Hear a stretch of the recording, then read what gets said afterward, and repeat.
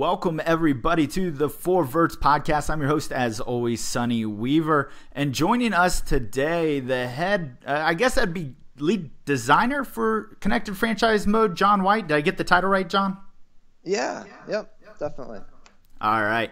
Well, we're excited to have John here today. I know a lot of people have some questions here, and I've been collecting a few questions here or there for the last week or so. But, first thing I want to do is I want to jump into what's in the game this year. Now, obviously, there was some bracing early on in the process that it was going to be a little light on feature, more heavier on tuning. And I think when the blog came out earlier this week, or I should say last week now, you did notice that the features weren't quite as robust as we're used to, but there were a lot of nice kind of complementary things in there. I really want to hit on a few of them. And the first one is Play Now Live. John, for some people that may have glanced over that part of the blog, can you describe what Play Now Live is? Yeah, absolutely. I mean, this is the feature that I think is going to be a sleeper hit. If you think about last year with Play the Moments, some people read it in the blog and they're like, oh, that's not going to be that useful. But then we see usage of it very high. And people are like, oh, this is amazing. I'm able to get through seasons a lot quicker and really focus on the things that I care about in my franchise more. So similar to that, like Play Now Live is going to be interesting to almost every single franchise user.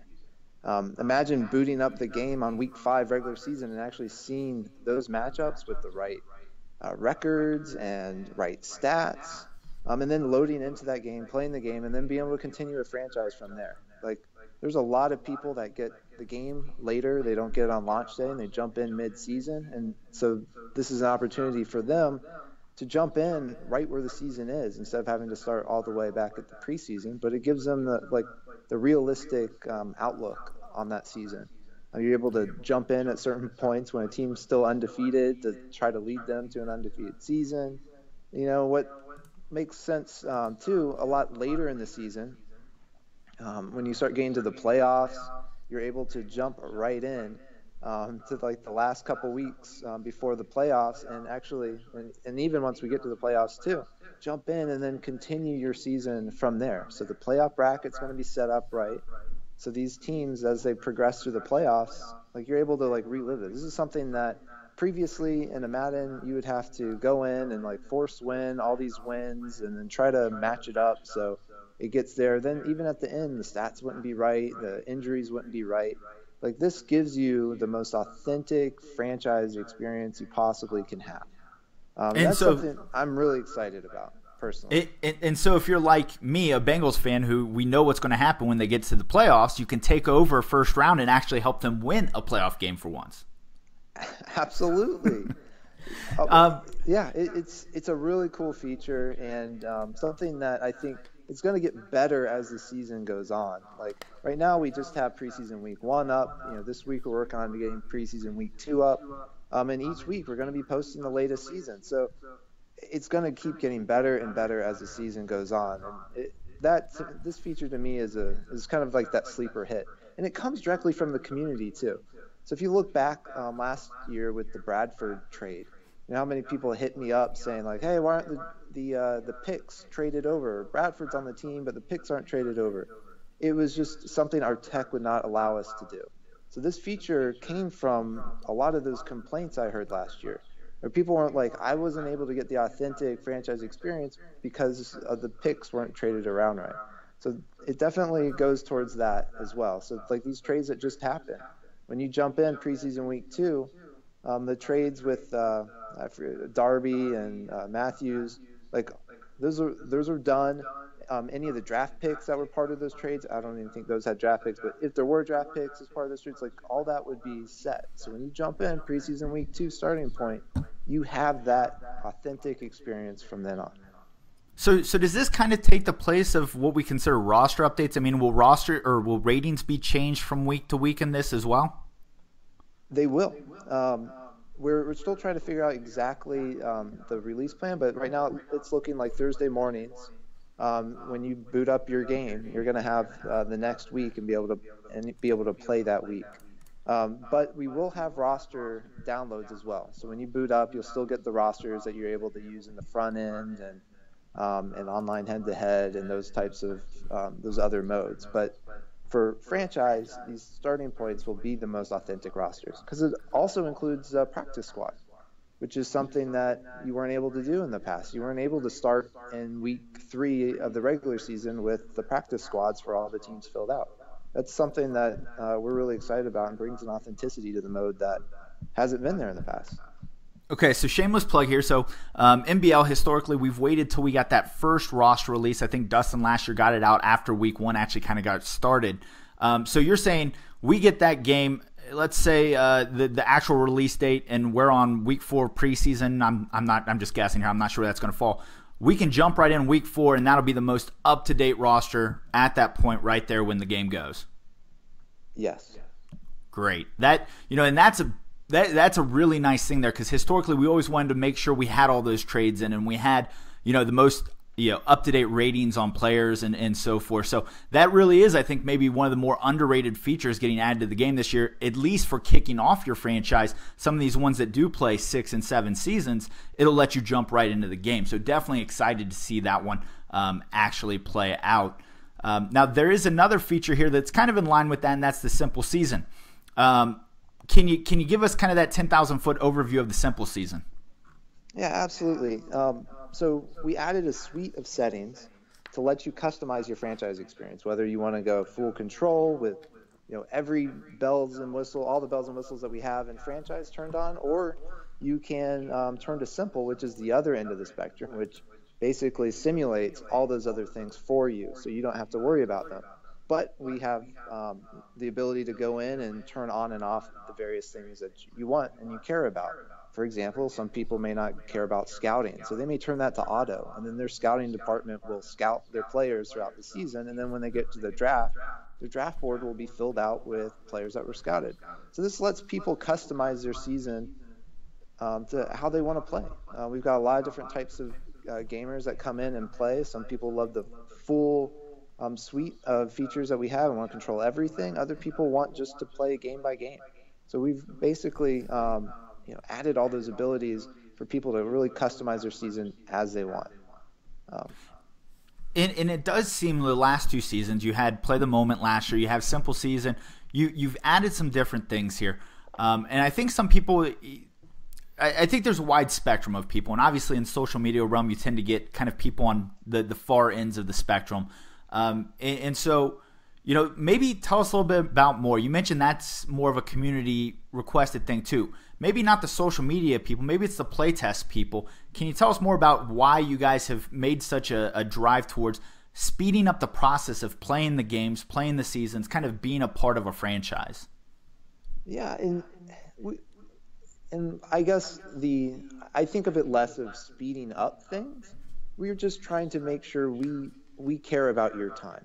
Time is a very precious commodity to a lot of people, and so we're just trying to make sure we have all the options we can possibly have to value your time. If you care about team management and you don't care as much about playing every single snap on every single game, that's where Play the Moments came from. You're able to just jump in and play the moments and get through a season a lot quicker, and you can focus on the team management, the free agency, and the drafting and the scouting that they care about. Vice versa, like if you just all you care about is playing the games, that's where the simple season settings have come into place. Previously, if all you did was play the games and sim, their team would kind of get in a bad state. Some of these settings weren't set up properly, so if you weren't doing them, they wouldn't be taken care of for you. So this makes sure that the team that you're playing with throughout the season stays balanced, and you can continue your season-to-season experience in a much more realistic fashion without having to worry about all the minute details. It's more about caring about people's time than anything. And one thing to kind of speak to this as well is we have very popular mode in Madden, arguably the most popular mode in Madden, and because of that, there's tons and tons of people that play this mode. And the types of people that play this mode are varied. This is something that we've looked at pretty extensively over the last few years, is what types of things are people doing within this mode. And we've categorized people to try to make sure we're delivering features that speak to all the types of gamers, because we value them all. People that love doing team building, the people that love doing, playing through a season as their favorite team, people that love playing as a player. Like, there's a very wide suite of people that love playing our mode. So we want to make sure we deliver features for all of them. And I mean, as of and definitely this year, I've heard people talking about not focusing on some of the more I guess team management type features, but and that's fair. I mean, I think that's a fair criticism for this year. The focus was on other areas of the game, but we do care about everyone that plays this game. I mean, I'm constantly, like, we look on Twitter, we look on all the various avenues where we get feedback from. Deuce's posts, read through all of that. It's something that we look at very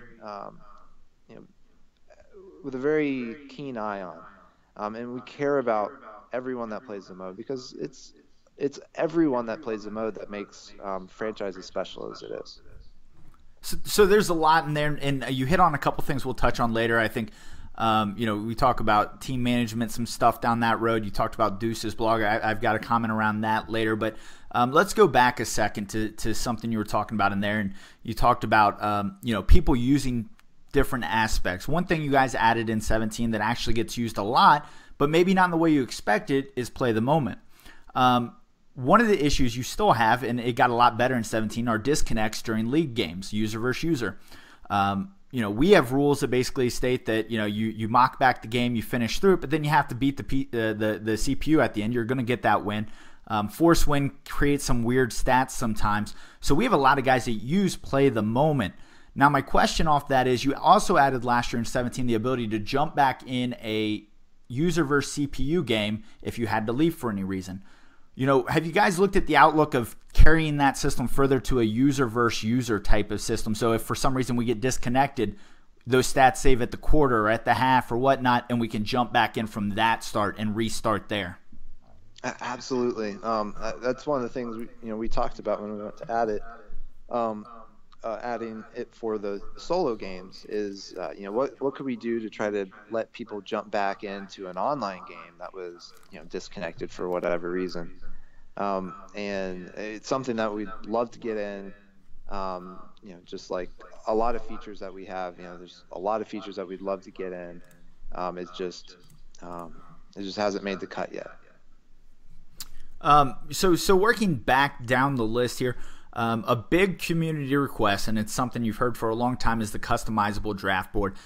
You get it in this year, kind of the drag and drop setup that most people, I think, expect for the draft board. Now, you apply some logic there to it. Can you talk a little bit about the logic in the draft board kind of as a group there? Yeah, absolutely. So the draft board obviously was, I think, the top community request from the fans. So this is the first feature that we worked on coming off of 17.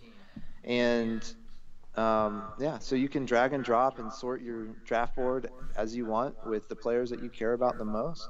And then we have draft logic that goes through, and we have the position cooldown, and we have the position max per position as well. And so that way, if you don't make it, it can be intelligent by it. And obviously, this was something we were able to carry over into the CPU's drafting as well. So the CPU will be a little bit more intelligent about how they're going after their draft picks. But shoot. Do you worry a little bit about the cooldown logic? And the reason being is, if I have maybe two cornerbacks on my board or on my team, and I've got a lot of open positions for cornerbacks, so I just load up the board saying, hey, I need a lot of cornerbacks. By that very kind of logic, isn't that going to pass on that? Have you guys considered maybe having the ability to opt out of that logic and go straight draft board? Yeah, and one of the extra features we wanted to add to the draft board were some draft board settings to be able to set, basically these on a user by user basis, be able to set how many the max position, max players per position, and set it the cooldown as well before going into the draft as well. It's just something that we weren't able to get in. But the way we have it set up is we think, based on a lot of internal play testing, that the way it's set up will be the most useful for the most people. Okay, but like you said, that's something you guys didn't look at, so it's something that we could see maybe in a version down the road in a different game. Absolutely, yeah. Okay. We just didn't quite make it in. Okay. In up next is one of those topics that I think actually another one of those hidden gems, because I know people were asking for it back last year, and that's franchise commentary. You guys do appear to have made a lot of improvements here. The one I'm really excited about is you actually start hearing lines about drafted players. So can you give us more of a background on what all this commentary is actually going to be talking about from a connected franchise mode and kind of progressing along over the years? Yeah, absolutely. So commentary is a huge part of our game. It makes the gameplay experience that much more rich, and so something we really try to focus on each year, especially starting last year with the new talent. I mean, the end of game situations are so much more intense and so much more interesting than they were last year, and that alone, I think, makes each game feel a lot more realistic. But to kind of talk about some of the franchise-specific stuff, the score updates, that was, like you mentioned, one of the top requested features. When we came out last year with the bottom line ticker, we really wanted to get that part in, but we just weren't quite able to. So it's really cool playing through the game and hearing shout outs to the various games around the league as you're playing through. It really kind of helps with that immersion. And then names. So, we recorded a ton of names, and as part of that, as you guys know, we have a ton of names in our name generator, because I love looking on Reddit and PlayStation, Xbox Share, like all the screenshots people do of their picks, and like, oh my gosh, like look at this guy who was generated.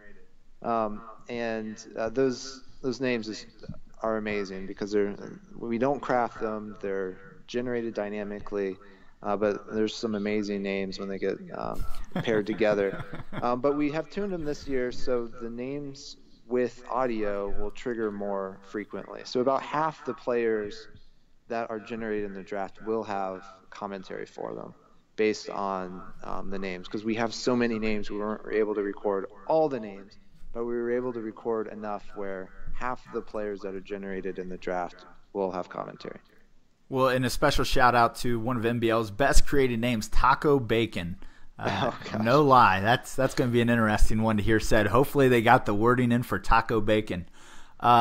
So when we talk about the commentary, you talk about kind of shout outs to game around the leagues. Are they aware of things like playoff implications and things about like that from those games around the league? Or is that more driven towards the game that's actually being played? It's more driven to the game that's actually being played. When looking towards some of these new audio things, obviously, if they can comment on a game, it means there's awareness by the game that game has happened. I know one of the other really highly requested features over the year has been some sort of highlight, recap, kind of weekly breakdown. Is this kind of that one step towards that? Not that it's necessarily a feature that's coming, but do you see a roadmap possibly from here towards that point? Absolutely. I mean that's our vision, right? We want your game to feel like an actual NFL broadcast, and when you're playing a franchise game, and that means at halftime and quarter breaks, like talking about possibly showing. I mean that's the dream, and this is definitely a step towards that direction. Getting the information in the game so it's aware of all the games going on. That's kind of step one. Now getting the commentary to kind of talk about it. That's kind of step two, and then you can imagine what step 3 and 4 is. But it's definitely something that we're really passionate about, because it really makes the broadcast feel that much more authentic when it feels like it knows about more than just your game, and it makes the whole league feel alive, which is something that we care a lot about. Well, and that's part of that full immersion concept that you guys pitch often. And you know, I think there's a lot of people that like to dig into that. Another part of that is the free agent tuning. Now, you guys did some work here last year. You flipped kind of the order of the high-priced free agents, and it definitely made a big impact. Now, what a lot of people figured out was you could offer some really bad contracts and guys that, you know, if you watch the NFL enough, you know, their pride jumps in there and they're just frankly not going to take that. So you guys did some tuning to free agent this year, correct? Yes. Yep, exactly. So yeah, that exact case was, you know, sniping these players that didn't have any contract offers on them and offering them a ridiculously low price and then them signing. Yeah, we've adjusted that. So, I mean, we went into some pretty good detail in the blog about how, you know, they're not going to accept more than 30% less than their desired price. And, yeah, so we basically wanted to get around that because you could get some, you know, pretty decent guys for, you know, trash can type prices that we wanted to address. And that kind of goes in line with the next topic, and this is a topic where I want to spend some time, and that's progression and regression tuning. So let's talk a little bit about this, and then we'll jump into what you guys did. Obviously, the game of connected franchise mode, or I should say the mode, is kind of built around this MMORPG XP level rating system. And that switch was made a couple years back. You know, in your mind, how do you feel that system's actually going for you guys? Because it seems you guys have to do a lot of tuning each year because you're still trying to find the sweet spots on things like bonuses and you know, just goals and things like that. Yeah, and so the tuning that you've seen here that we detailed out in the blog, we did just as much, if not more tuning last year as well, to kind of dial it in to where we got to in 17, which was, I think, the best year for progression tuning that we'd had previously. And so this year even takes that the step further. Tuning's going to have to happen every year just because of the way our game works. Like every year the rosters change, you know, enough that we have to, you know, really look at progression in the league to make sure that year one roster that's created, you know, based on the real life people stays in balance. So we make changes for ratings across the board in certain places to get the gameplay. You know, the gameplay team needs ratings to be in certain ranges, and so we update the rosters, but then that means we also have to update our franchise tuning logic to make sure the draft generators and the progression make sense based on these changes. So there's a whole suite of changes that just has to happen each year because of that. And, you know, I think where you're getting at is like, you know, how much do we love the XP system? There's definitely things we like about it a lot. We love the sense of agency that players have in terms of controlling the progression of their players. That's something we like a lot. We like being able to, you know, let younger players develop faster, and, you know, having the superstar dev traits and these special players that progress into the high tier aspects of the high tier of the league. So those are things that we really love about it. And people can relate to XP. Like it's an RPG.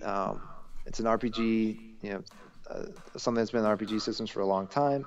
People understand, you know, XP means his player's gaining experience and he's going to get better. There are some weaknesses with the way it's currently set up. I know, like the O linemen, they don't have enough stats to really generate like what makes them good.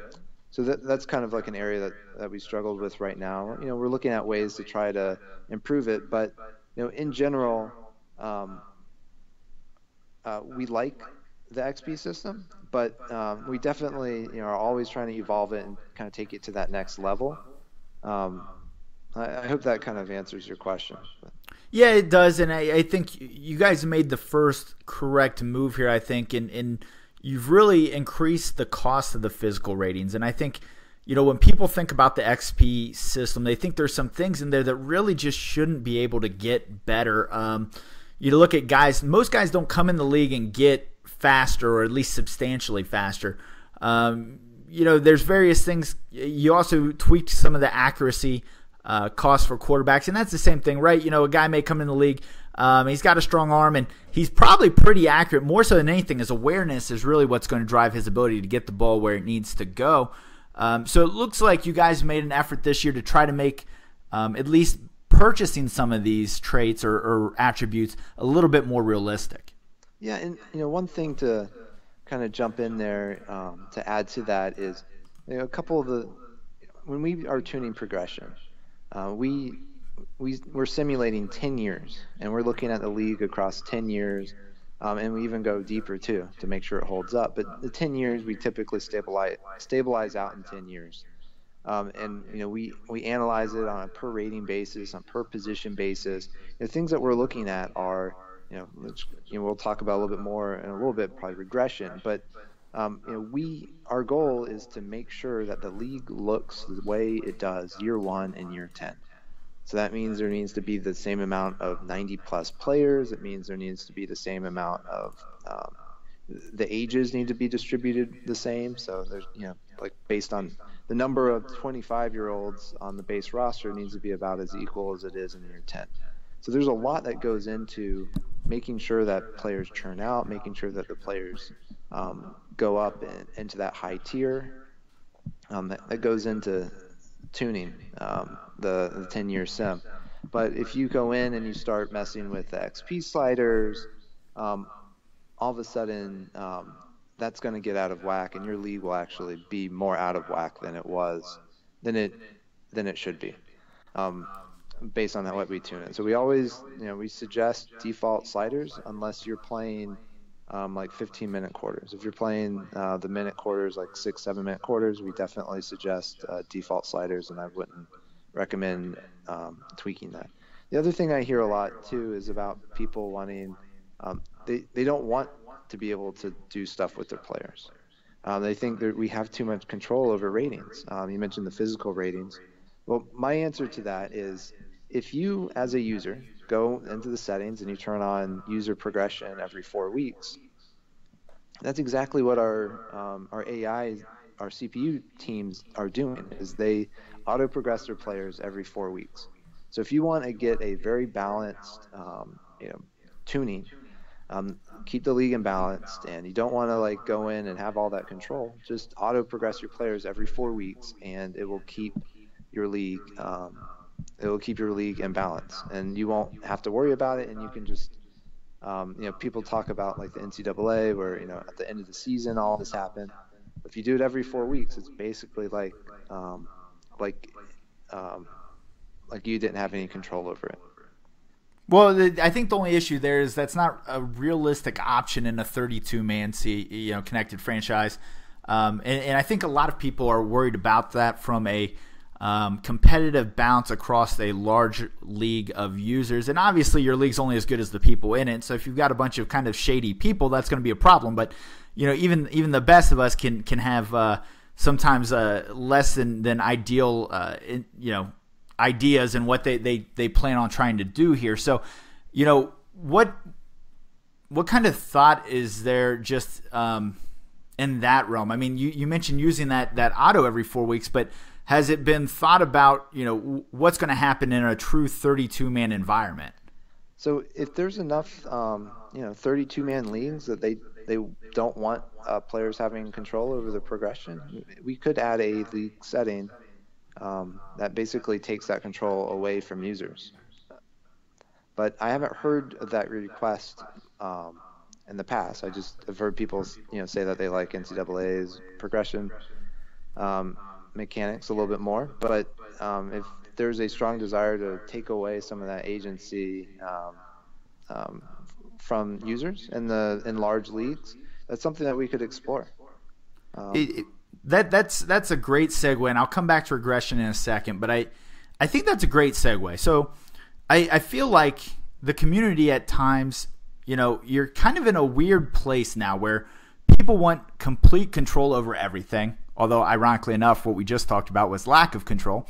But at some level, whether it's the administrator level or the user level, they want complete control of everything. And so, a lot of things I see are people want Commissioner to be able to turn on and turn off all sorts of settings, kick arc and ball hawk and different things at a league-wide level. Have you guys taken a strong look at doing more global administrator settings that let them really shape leagues to fit what they're looking for in a CFM? Absolutely. That is one of the changes we did last year to try to clean up some of our settings issues, was to consolidate that. So some of these you referenced the person's profile, but the next step of that is to actually have the league override setting that you can override the profile setting and set them a specific way. But it's definitely something that we're definitely interested in. And something from the community standpoint too is we get a lot of we see a lot of requests about those kinds of controls, and I think that would be something that would be really interesting to us. Some of these larger leagues getting together and trying to and recommending to us some of the commissioner type controls that would be the most impactful, so we can make sure it's prioritized on our list appropriately. But because we do care about these large leagues, whether it's additional settings, whether it's being able to control settings that are there, whether it's fair play settings. Definitely heard people trying to limit going forward on fourth downs and those types of things. But yeah, it's definitely I've heard a lot of it, and it's on the list. But to make sure it's prioritized properly, I'd love to hear feedback from the communities, especially from some of these larger, more stable leagues that have existed for a long time now, which I've been really impressed about and follow. Okay, so now I'm completely off my track, and I promise we're going to get back to regression, but I like where this is going, so I want to stay in this realm. Feedback. Obviously, you saw the Deuce Douglas, write-up. How best is it to get that feedback to you? Obviously, it's easy for you to get, a couple hundred tweets a day. In fact, maybe even once the game drops, thousands. What is the best way? How would you recommend, getting a community feedback like that? Obviously, you have the Game Changer set up and you've got various different things, but, what is your preference? How do you want to get that information? Because I think there's a lot of people that would like to have a meeting of the minds and try to do that. So, any sort of, league focus group or what would your thoughts on that be? Franchise is so popular. Everyone kind of going back to where we were at the beginning, there's so many types of franchise players. Everyone has a different priority list. So for me, having a very concise, for the 32-man leagues, competitive leagues, these are the top 5 features that we think will be the most impactful for us, would be awesome. And you're asking basically, how do we get that information for you? Well, I'm pretty accessible. Definitely on Twitter. You could hit me up there. However you want to organize that, honestly, just sending me a link on a forum with some details in it. A Reddit post has details in it. And any of that stuff, any of those ways I'll be able to look at. But and I know Shopmaster has his list that he's put together, and we definitely talk to all the Game Changers a lot, and get a lot of feedback from them. So I guess I don't know. Do you think I answered your question well enough? Yeah, I think it's in there. I think there's some interesting things going on. I know there's some leagues that have gotten together to do kind of community roundtables. We'll make sure to tweet you those, get you involved in maybe some of those. Maybe they're coming on, or just so they're happening, so you can listen to them. Because I think there's some interesting stuff back out there happening in the community that some of them may be at just the beginning of a movement, but I think there's some interesting things going on out there. Deuce's write-up from Operation Sports obviously has gotten a lot of traction. However, I know there's other things that I think people really want. And now that, it's kind of weird to say, but now that they know you're listening, which I feel like you guys have done a really good job of, but now they hear that from you, I think people are going to be more, not necessarily aggressive, but more willing to get that to you. So I think that works out really well. Yeah, absolutely. And I mean, we're definitely always listening, always trying to make sure we have the finger on the pulse of the community, because it's like the gamers are what make up the game. So we definitely care about everyone that's playing franchise. So definitely reach out to me. It's definitely helpful too, just to kind of say, I got together with 3 other 32-man leagues, and collectively we feel like these are the top things. Like, that information, I think, is really interesting. And yeah, if you're having roundtables with some of the commissioners from some of those leagues, getting together, kind of talking about complaints and trying to stack rank them, because that's really one of the more difficult things with a mode as widespread as this, with so much history, is what's the next thing we go after? What is the next feature that we need to put in this that's going to have the most impact to our fans? So the more feedback we get, I think the better those decisions will be, and the happier you guys will be with the decisions that are made. Exactly. All right, so I'm going to come back finally in the longest side detour ever taken. We're going back to regression, because this is something I think has, I don't want to say scared some people, but you guys have added some things in the world of regression. Now, go ahead and give us a little explanation of the floor, the retirement, and then I've got some questions around the floor that I think may clear some things up for people. Okay, so the speed regression. So we have the floor, I guess you would call it. It's not quite the floor, but you're not going to regress once you get below 90 with speed, wide receiver, cornerbacks, and running backs. And this is something that we've seen, some feedback last year, is that some of the players with still high OVR that were starting on teams were just not fast enough to keep up. So some of these really high rated cornerbacks just weren't leaving the league. They were starting, but they were getting burned on every play because they were just too terribly slow.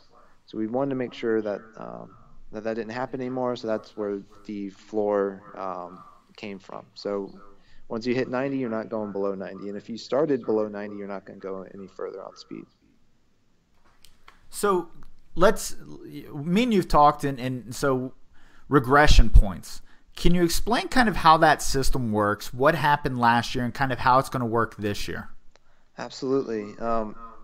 So players, based on their performance, whether they're meeting season goals, the age, all these factors, what dev trait they are, all these factors go into regression points. And then so these players are accruing regression points, and then at the end of the season, they try to spend those regression points. And essentially, what happened last year is they were accruing regression points when they were younger, and they didn't actually spend them until they hit that age. So that's why some of those younger ages, you felt like it was a wall, because there were a lot of regression points being spent that first season that they were able to spend age regression. But we've since we realized that was going on, and we've since tuned that, so you're not accruing regression points until that first year. So what that's done is it smoothed out the number of regression points that player has over time. So when you first get eligible for age-based regression, you're not going to get as many points, and it's going to slowly get more points over time until eventually they leave the league. And so last year, I think 28 or 29, you basically hit this magic wall, and then linear regression kicked in, and you basically just slowly, in a very, if you charted it, very linear direction, just fell off a cliff.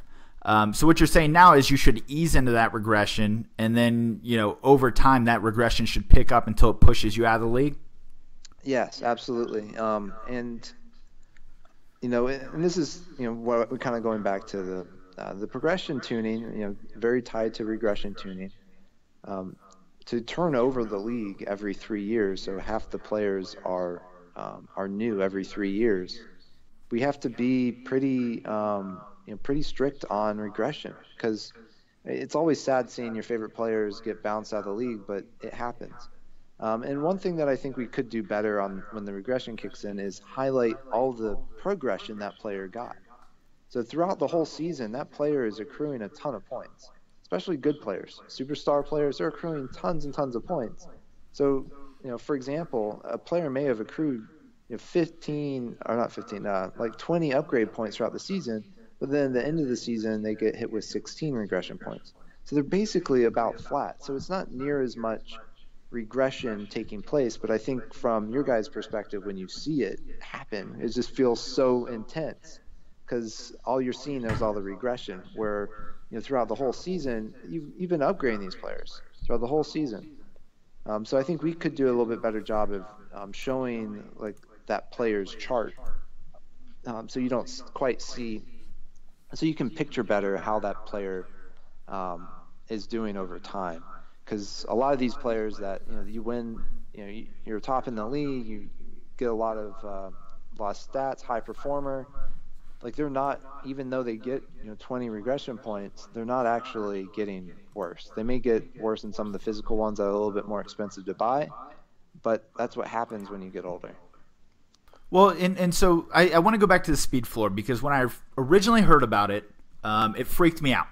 Because I thought what you're getting there is you're getting a collection of talent now. So John Ross, for example, the fastest guy in the game, once he starts regressing, basically at some point he's going to drop to the level of another 90 speed guy, and you lose what really made John Ross. But going back to the regression points, if somebody can't apply those points to speed, those points should just be reapplied somewhere else, correct? So while John Ross may lose a point or two in speed, somebody else is going to instead lose those points maybe in acceleration or agility to make up for it.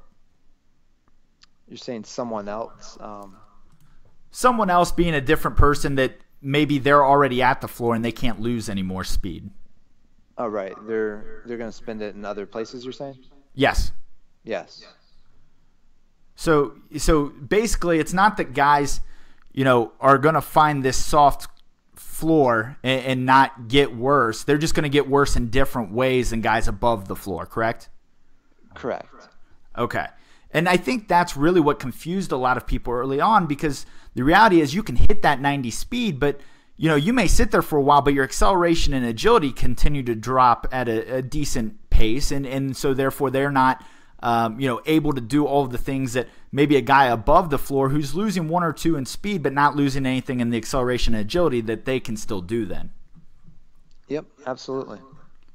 And I hope that clears that up for a lot of people. I got a lot of questions around that. I think some people were freaked out when they heard that you were going to block something from actually dropping. But explaining that regression system, which I don't think a lot of people realized was there, hopefully alleviates some of those questions. Yeah, and, from an authenticity standpoint, and this is something we thought about too, is speed is really kind of your top end speed that you hold over. And what you see a lot in older athletes is those fast twitch fibers, those acceleration, the agility. Those are the things that get hit, I think, the hardest. Whereas speed, top end speed isn't necessarily, it does go down, but you're not, just like you said, John Ross will probably never be below a 90 speed in real life, right? Right. Devin Hester was still pretty fast before he left the league. He was still a quick guy. He was known as being a fast guy, so that was something that he still was able to maintain. And in terms about future, regression is something that we'd love to be able to spend some more time on, and instead of it being as linear, and hitting a floor, being able to drop five, at max 5 points per player. Right now our system doesn't allow us to tune it that way, but it is something that we're looking at possibly doing in the future. I'm so glad you brought that up, because that was my initial thought was, going off the base value of where the person came in the league at and making it a maximum drop. So you're saying that is something you considered, just wasn't feasible from a technology standpoint right now. Yeah, absolutely. I mean, we tried tuning it that way. We just the tech wasn't in place for us to pull it off. So we wanted to make sure we solved this issue as best we could with the time we had, and this is kind of where we ended up here. Awesome. And the other piece too is awareness. So I mean, you'll actually see awareness getting hit with older players as well, which is something we've added. And from a realistic standpoint, we've always said people aren't going to get dumber when they're getting older. They're gonna stay smart. But adding the awareness regression for older players and underperforming teams. So if a team's not performing well, it's going to get in their head and able to drop. So we're able to kind of satisfy that from a kind of fiction standpoint, which made us happy. But I think that'll be another good win too, because that will help bring their OVRs down as well. Because some of these players, awareness is a important factor in the OVR formula. So some of these players with higher awareness made their OVR look higher than they're actually, then you would actually really want to use them on the field, because some of their physical ratings had gone too far down for them to be, as useful as their OVR made them seem to be. And we talked about before we came on the show how the various components within CFM, they're tied to each other. So an overinflated OVR, because of awareness, leads to an overinflated asking price and franchise, which led to issues of people not wanting to pay them, which led to them wanting to pay them the lowest level, which you can't do that anymore. So they're all kind of interconnected. So it's important to realize that when you make one change, there is a domino effect kind of cascading off that. Absolutely. Yeah, that's one of the most fun things about tuning the mode is you have to kind of, every change you make, you have to think about how it's going to be impacting other systems and make sure it gets tested. So tell me one thing. Why is Tom Brady not going to retire year one in most leagues? Why?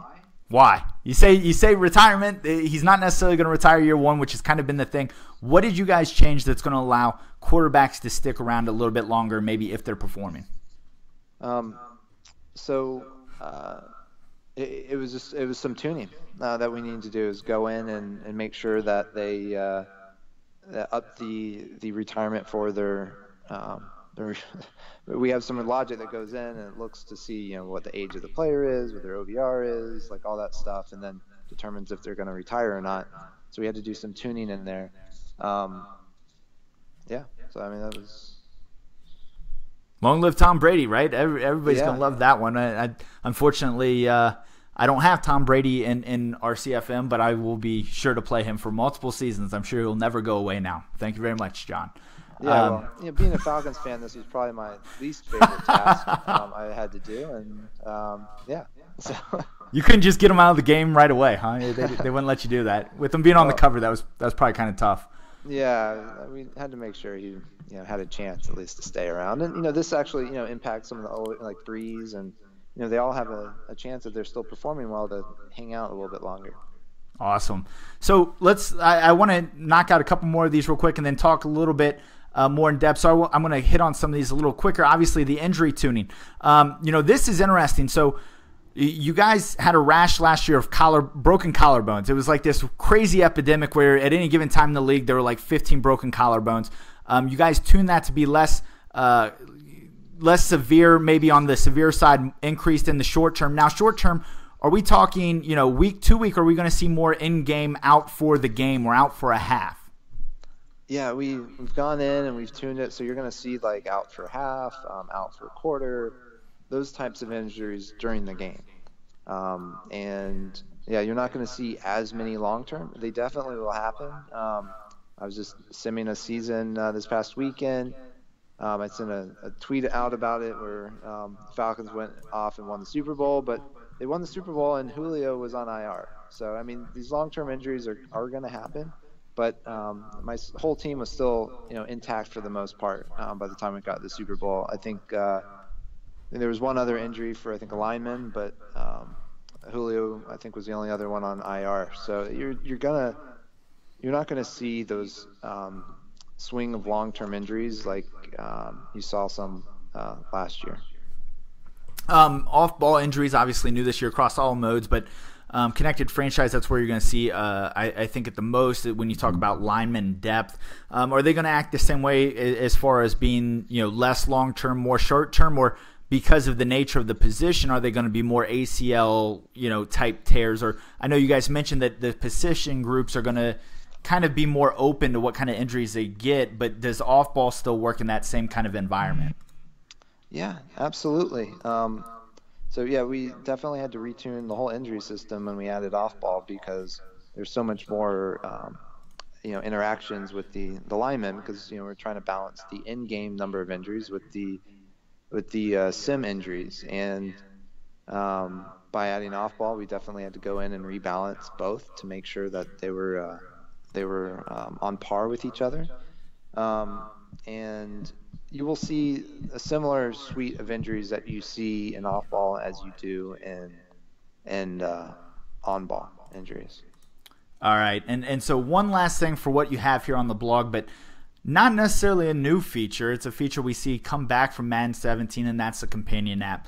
Now, obviously, that was a post-17 launch release. We didn't get it till a couple months later, and I know there have been uses there of it. I think the biggest complaint in this realm is that it still doesn't let you feel connected. We talk about CFM, and originally that stood for Connected Franchise, and maybe some misnomers there as people not quite understanding it. But with that said, I think a lot of people were hoping by 18 we would be looking at an app that would give you more control over the league. Where does that fall in your guys' kind of hierarchy of importance? Because it feels like it's something that was really hyped up there in 17, and here in 18 we're just seeing it kind of repackaged again. Yeah, absolutely. In terms of moving forward, I mean, there's definitely a strong desire on the team to really flesh that out and give that experience that everyone's looking for. We just didn't have the time to put towards it this year. It's definitely something that, talking about there's a whole section of players that play franchise that would love this experience, being able to manage your team on the go. I mean, some people don't even go in and play the game. They just love doing the team management aspect and simming and drafting and all that stuff. So, in theory, they would be able to do that whole experience on the phone if we were able to deliver it to them. So that's something that's really exciting to us, and hopefully we're able to do something like that in the future. But as the world's much more connected, and as people are moving around with their phones and away from their console, being able to interact with their franchise in a meaningful way, I mean that's the dream that we definitely have. And so let's talk about time. No comment, and that's fine from you, but obviously it was put out there by Rex, I believe, that you've been splitting time over the last year or so working on NBA Live. Obviously, NBA Live has a different release schedule of Madden, so I don't expect you to necessarily talk about anything from NBA Live specifically, because that's not going to be allowed yet, and we understand that.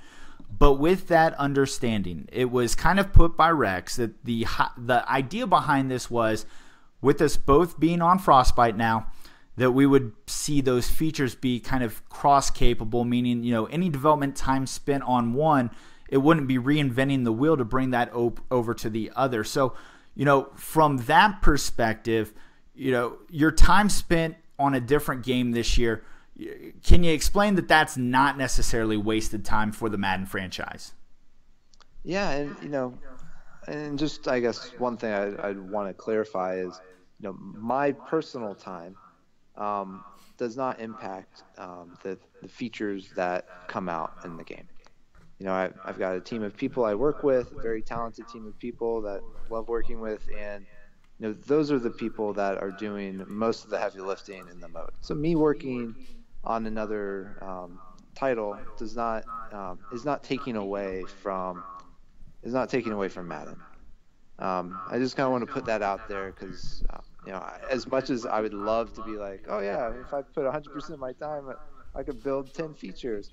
That's just not the way it works. Features, take a while and many disciplines to come together and put it put it together in a package that you guys can enjoy in the game.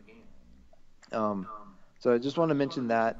The second thing about NBA's features and possibly sharing with them, it's definitely a real possibility.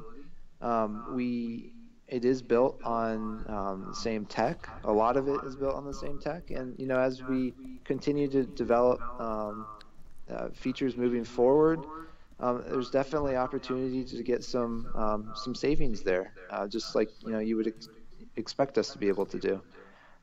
Nothing's going to be free or drop right in, because quite frankly, they're two different sports, and that's just not the way development works.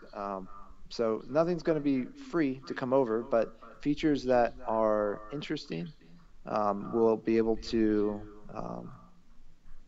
both games. We'll be able to kind of leverage that kind of, as you put it, like economy of scale. Um, but obviously there's nothing specific I can talk about with what those are or what those could be. But yeah, it's definitely something we're thinking about. I mean, we'd be crazy not to, right? Exactly. One thing you said in there, and this is kind of one of those places, I think this will be my second to last question because I'll have one more for you, but nothing is free, and that's something that's been brought up recently as far as connected franchise modes being discussed. And so the general feeling it seems like across the league is that, right or wrong, the belief is that MUT gets more attention than connected franchise mode, and the strongly held belief by some is that it's because of the additional ability for microtransactions with buying the packs and whatnot. Has there been any discussion, or is it in the realm of possibility that a DLC would be in play for CFM down the road? Is that something that could promote more development resources into the mode itself? So I guess to answer this in another way would be that franchise right now is the most popular mode in Madden. So I mean, we would be crazy not to not to make sure that we're making meaningful improvements to those to that mode year after year. So I mean, it's definitely something we care about. Across the organization, we care about this mode. Is a very, very important mode to us. In terms of DLC, like, I'd love to hear if people have ideas on things that they would love to see incorporated into a franchise. Feel free to reach out to me and let me know. In terms of it changing our perception of how much we put into it, honestly, I don't know. I wouldn't be able to really answer that because decisions that I think people are jumping to conclusions about, I don't think were made in the way that people think. You look at the addition to squads. Yes, it's an ultimate team, but that is a mode that players have been asking for a lot. And if we were going to add an online team player mode into the game, it makes a lot of sense to put in the Ultimate Team. I honestly haven't heard many franchise fans ask for an online team play experience. So having it as part of Ultimate Team, it makes a lot of sense. And that, if you look at it that way, that wasn't a decision of, oh, we have to put it in Ultimate Team. It's more of, where does this mode make sense? And I think that's a good answer for that. You talk about how does it make sense. I think, from a CFM standpoint, maybe a co-op kind of season, but even that, I understand that when you bring a new mode to the game like that, you are looking for some way, obviously, to get an ROI, and it does seem like it fits the MUT. Whether that was the initial thinking behind doing it that way, it does make sense for them to approach it that way. Yeah, absolutely. So me saying that is just to try to make sure that it comes out clear that, like, we're definitely still very passionate about franchise. And yes, it didn't get a suite of new features like we were able to get in last year, which I was obviously love to be able to do. We do have some awesome features in this year that I think a lot of people will enjoy.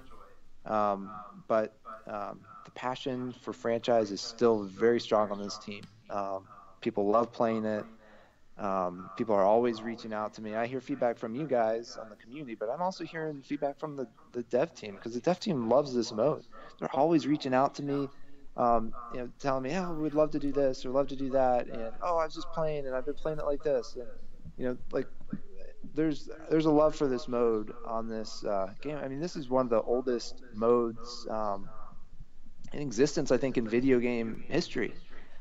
I forget which year it premiered in, but franchise has been in Madden for a long time, and Madden's been one of the longest franchises ever. So it's definitely a mode with a lot of history. And even recently, people taking screenshots of features, from many moons ago, and being able to see those, and those are awesome to see. And it just goes to show the history and the passion that people have for this mode, which definitely love. Okay, so you need to kill one rumor right now. Is it true that franchise mode is going to disappear from Madden in the near future?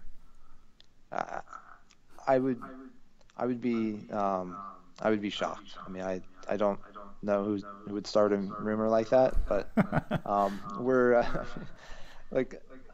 every year we come together and try to figure out the plan for the year, and I've never heard anyone suggest killing franchise. People love franchise, and we try to make that experience as easy to use and as deep and immersive as we possibly can. Well, John, you've been awesome with your time, so I just got one more question for you, and let's talk a little bit into the future. Obviously, you can't give away, what's coming out in Madden 19, like you said. You guys really haven't even nailed down that list yet. So obviously, guys, if you have feedback for them, you get it into them soon before they make those decisions. But from your standpoint, looking ahead, and maybe it's not Madden 19, maybe it's Madden 20 or whatever, where are the areas where you feel like, hey, I've got to get better, or I've got to get the game better in these areas to really provide, the full immersive experience? When we talked to Clint on Friday, he said that AI is the place in gameplay that he feels like they need to continuously push to really make the game, that next level. So for connected franchise mode and your personal beliefs on the game, where do you think you guys need to really invest that time? That's a really tough question, because, as I was saying earlier, there's like 3 different ways that people play the game, play the mode. And, I think we need to improve each one of those. Add features for each one of those groups. And, something, I mentioned a minute ago about being easy to use. That is something that that we're very passionate about on this team. Is we want to add depth that is, easy to use. Like something that people can jump in and really take advantage of and have a good time with. So adding really deep features is something that we really care about, but we want to make sure we build it in such a way that everyone could jump in and have a good time with it.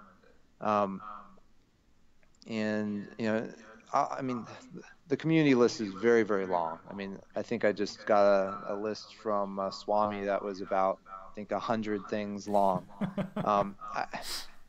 It would be crazy for me to try to list off a number of those, but the 100 things. I mean, they're the same 100 things that everyone is saying. So it's just a matter of knocking off features from those personas. Going back to those personas, like, you guys can think about how you fit in these, because based on our telemetry and based on how people are playing our game, these are the 3 that we see. We see people that want to play through a season with their favorite team.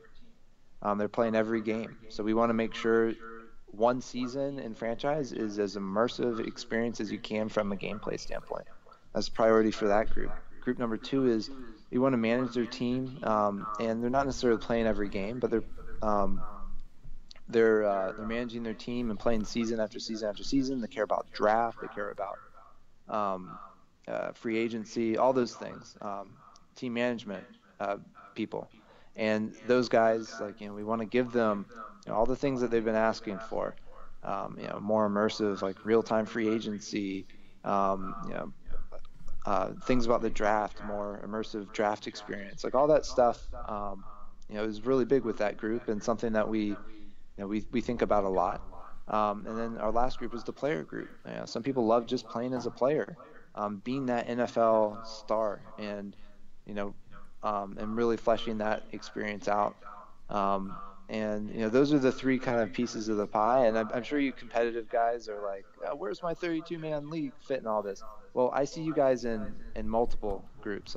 I see you as the hardcore that plays every game through the season and team management. So if we start improving both of those two groups, you guys are going to be happy.